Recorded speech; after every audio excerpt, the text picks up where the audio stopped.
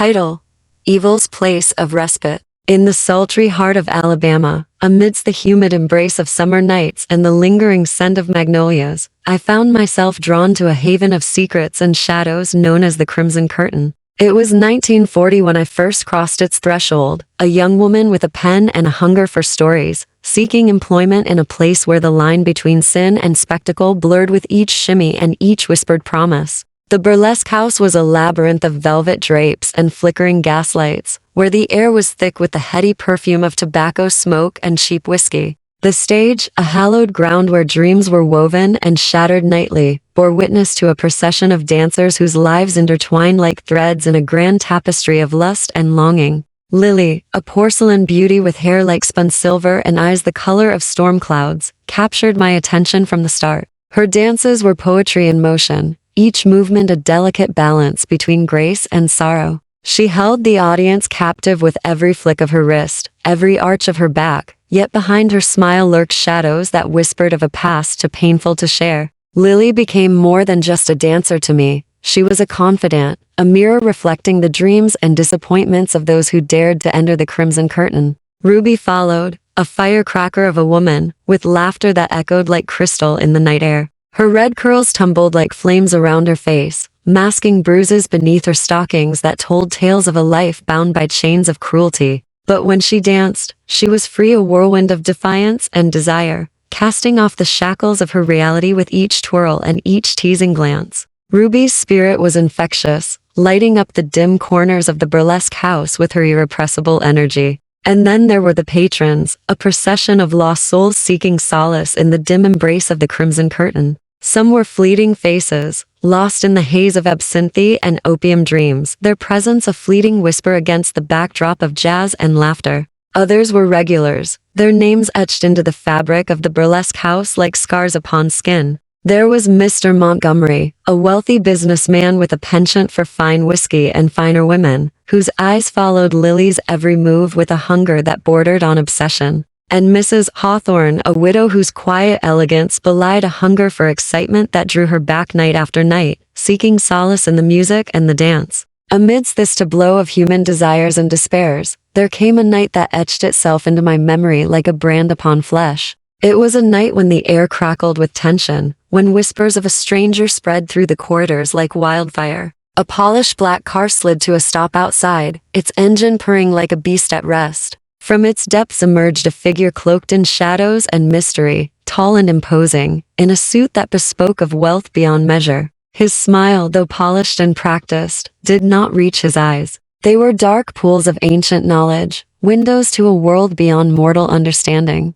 His footsteps left a chill in their wake, the air thick with the scent of sulfur and decay. He moved with a deliberate grace, each step echoing like a tolling bell in the hushed corridors of the Crimson Curtain. He was a man of few words, yet his presence spoke volumes of a darkness that stretched beyond the confines of the Crimson Curtain. Some whispered that he was a patron seeking pleasures beyond the mortal coil, while others murmured that he was a harbinger of doom, come to collect debts owed in blood and whispers. His name, if he had one, was never spoken aloud within the walls of the burlesque house. He was simply known as the Visitor, a specter whose arrival heralded a shift in the very fabric of reality. As the years unfolded like the pages of a tattered novel, the Crimson Curtain became a crucible of human passion and despair. Dancers came and went, their lives intertwined with the stage upon which they bared their souls. Patrons passed through like shadows in the night, their secrets buried beneath layers of laughter and smoke. There were moments of beauty that shone like beacons in the darkness, a dancer's smile, genuine and bright as the morning sun, a patron's laughter, unburdened by the weight of the world outside. But always, there lingered the presence of the Visitor, his eyes like twin stars burning in the void. He was a reminder that within the Crimson Curtain, good and evil danced an eternal waltz, their steps echoing through the halls of a place where the line between heaven and hell blurred with each passing night. There were nights when the air itself seemed to pulse with a malevolent energy, when shadows danced upon the walls like specters of forgotten sins. The years stretched on, and the Crimson Curtain became a fixture in my life, a tapestry woven with the threads of joy and sorrow, passion and regret. Lily grew older, her dances slowing, but her spirit undimmed. She found solace in the laughter of patrons who had become friends, in the music that still echoed through the halls. Ruby, too, found her place within the ever-changing landscape of the Crimson Curtain. She fell in love with a musician who played piano like he was born, with ivory keys beneath his fingers. Their love was a tempest, fierce and consuming, yet tempered by the gentle touch of understanding that only true companionship could bring. But amidst the tales of love and laughter, there were darker chapters yet to be written. The visitor continued to visit sporadically, each time bringing with him a palpable sense of unease. His eyes, those dark pools of ancient knowledge, seemed to penetrate the very fabric of reality, as if he knew the secrets hidden in the hearts of those who dared to cross his path. There was a night when Lily fell gravely ill, her porcelain skin losing its luster, her laughter replaced by the hollow echo of whispered prayers. The patrons gathered around her like a protective shield, their faces etched with worry and sorrow. Even the visitor, with his inscrutable gaze and chilling presence, seemed to soften in the face of Lily's plight. He watched from the shadows, his expression unreadable, as if contemplating a truth that eluded even him. And then, miraculously, Lily began to recover. The color returned to her cheeks, her laughter echoed once more through the halls of the Crimson Curtain. It was a moment of triumph, a testament to the resilience of the human spirit in the face of adversity. But the visitor's visits grew more frequent, his presence casting a shadow over the fragile peace that had settled over the Crimson Curtain. There were whispers of strange occurrences, objects moving of their own accord, whispers in the dark that spoke of promises made and debts unpaid. The patrons exchanged nervous glances, their usual banter tinged with an undercurrent of fear. One fateful night, as the clock struck midnight and the last notes of a melancholy tune faded into the silence, the visitor made his presence known in a way that sent shivers down my spine. He approached Ruby as she stood alone at the bar, her eyes distant with worry for Lily. His voice was low, a velvet whisper that carried a weight of centuries. "You owe me a debt, Ruby," he said, his words cutting through the din of the burlesque house like a knife through butter. Ruby's eyes widened in shock, her hand trembling as she reached for her glass of whiskey. "What do you mean?" she managed to whisper, her voice barely audible over the pounding of her heart. The visitor's smile was cold, his eyes colder still. "You made a promise, Ruby, a promise that must be kept." And with those words, he disappeared into the shadows, leaving Ruby standing alone, with the weight of his words pressing down upon her shoulders like a leaden cloak. Days turned into weeks, and Ruby's demeanor grew increasingly somber. She withdrew from her friends, lost in thought as she struggled to decipher the meaning behind the visitor's cryptic message. The patrons watched with concern, their usual joviality tempered by the growing sense of unease that permeated the Crimson Curtain. And then, one stormy night, the visitor returned. His presence was a harbinger of impending doom, his eyes burning with a fierce intensity that sent chills down my spine. He approached Ruby once more, his voice low and urgent. "It's time, Ruby," he said, his tone leaving no room for argument. "You must fulfill your promise." Ruby's resolve wavered, her heart torn between loyalty to her friends and the fear of what awaited her should she refuse. But deep down, she knew there was no escaping the visitor's demand. With a heavy heart, she nodded slowly, her voice barely a whisper. "I will do as you ask," she said, her words echoing with resignation. The visitor's smile was a twisted reflection of satisfaction, his eyes gleaming with a malevolent light. Without another word, he turned and disappeared into the night, leaving Ruby standing alone with the weight of her decision. The days that followed were filled with an air of quiet foreboding. Ruby retreated further into herself, her once vibrant spirit dimmed by the burden of her secret pact with the visitor. The patrons watched with bated breath, their usual revelry, subdued by the specter of impending tragedy. And then, on a moonlit night that seemed to hold its breath, Ruby disappeared. There was no note, no farewell, only an empty space at the bar where she had once stood, her presence a haunting memory in the hearts of those who had loved her. The Crimson Curtain mourned the loss of Ruby, its halls filled with whispered prayers and silent tears. The patrons gathered together, seeking solace in each other's company as they grappled with the mystery of Ruby's disappearance. But amidst the grief, there lingered an unspoken fear, the fear that the visitor would return, his presence a harbinger of tragedy.